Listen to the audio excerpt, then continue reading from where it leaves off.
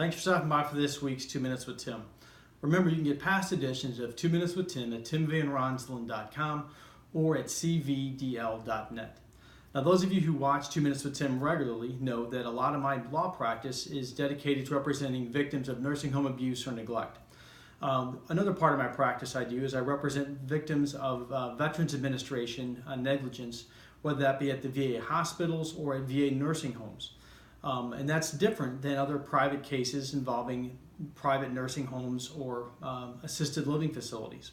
A case I recently resolved was a case where a veteran went in to get a surgery and the facility did not have the proper equipment to saw through his chest bones and used an improper tool. And in doing so, they actually cut through some nerves, and the gentleman pretty much lost the use of his right arm for the rest of his life. It was a very sad case, but it's one of those things we see in VA cases where oftentimes they are understaffed and don't have adequate funding, and as a result, the veteran, sadly, receives inadequate care. In that case, this gentleman lost his way of earning a living for the rest of his life.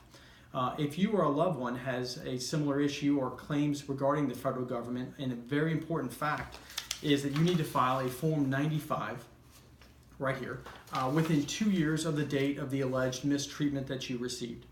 That is not the case in state court. This is only unique to the federal government, and that means that if you don't do this, you cannot file a claim. A lot of people don't know that.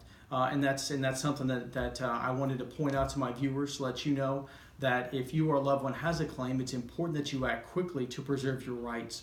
You can give me a call. I'd be happy to talk to you about that. My number is 573-635-7977. It doesn't cost anything for you to give me a call. And if you or a loved one has a question about care that you received from a VA facility, I'd be happy to talk to you about your case. Thanks for stopping by for this week's 2 Minutes with Tim.